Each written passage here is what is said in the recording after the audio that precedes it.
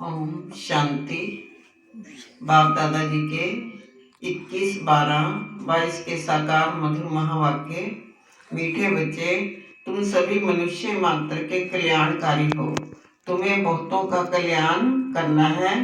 अशरीरी बनने के अभ्यास के साथ साथ सर्विस भी जरूर करनी है। तुम सभी मनुष्य मात्र के कल्याणकारी हो।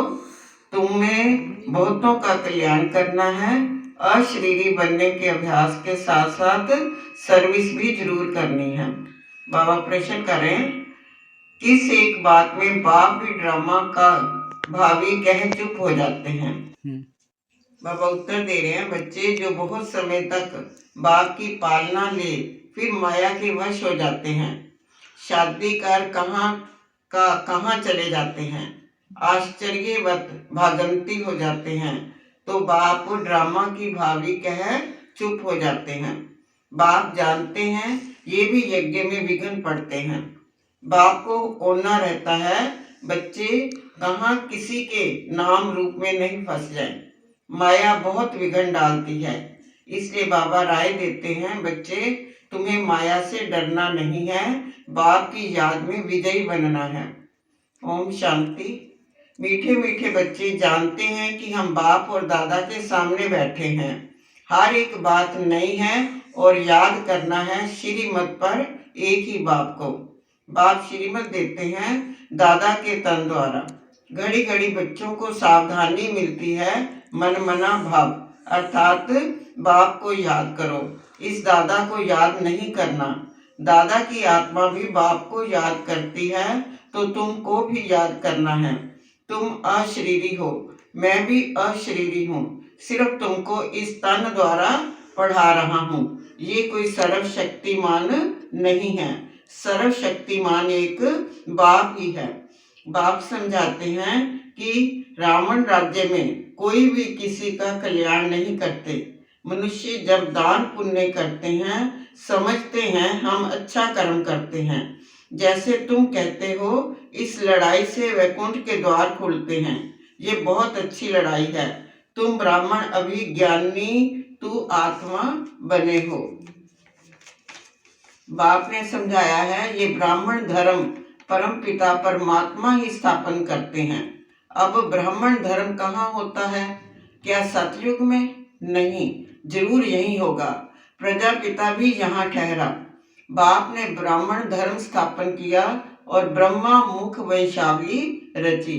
मनुष्य देवियों के मंदिर में जाते हैं तो ये नहीं जानते कि जगदम्बा कौन है। वह भी ब्राह्मणी है, तुम भी ब्राह्मणियां हो। जगदम्बा और जगत पिता भी है, जो जिसका पुजारी होगा उसका ही मंदिर बनाएगा। हेवनली गॉड फादर ही हेवन बनाते हैं, मूल वतन तो है ही, उसके लिए स्थापना अक्षर नहीं आएगा। स्थापना धर्म की होती है, वह आत्माओं का घर है जो इस समय खाली होता है। बाबा संगम युग के महत्व को भी बहुत बड़ा महत्व बताते हैं और कहते हैं कि माया भी विघ्न डालती है, बहुत गुटखा खाते हैं, फिर भी बाप को याद करना पड़े। युद्ध के मैदान में खड़े होकर लड़ना है, डरना नहीं है। फातखती बोध दे देते हैं। कितने वर्ष रह पालना ली, फिर शादी कर कहाँ चले जाते हैं। धारणा के लिए मुख्य सार दे रहे बाबा। पहला पॉइंट है, बाप की शरण में आने के लिए बुद्धि से बेहद का संन्यास करना है। पुरानी दुनिया और देह को भूल आत्म अभिमानी रहने की मेहनत करनी है। दूसरा पॉइंट बाबा दे रहे हैं, हम ब्राह्मण सर्व की मनोकामना पूर्ण करने वाले हैं, इस नशे में रहना है। बाबा वरदान दे रहे हैं, अपनी श्रेष्ठ दृष्टि वृत्ति कृति से सेवा करने वाले निरंतर सेवाधारी भव। अपनी श्रेष्ठ दृष्टि वृत्ति कृति से सेवा करने वाले निरंतर सेवाधारी भव।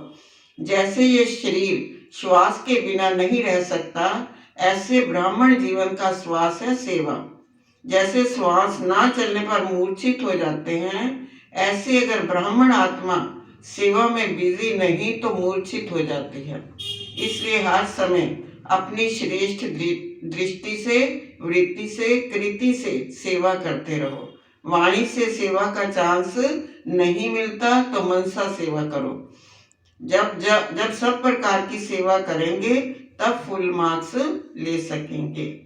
बाबा स्लोगन दे रहे हैं, साक्षीपन की स्थिति का तखत ही यथार्थ निर्णय का तखत है। साक्षीपन की स्थिति का तखत ही यथार्थ निर्णय का तखत है। ओम।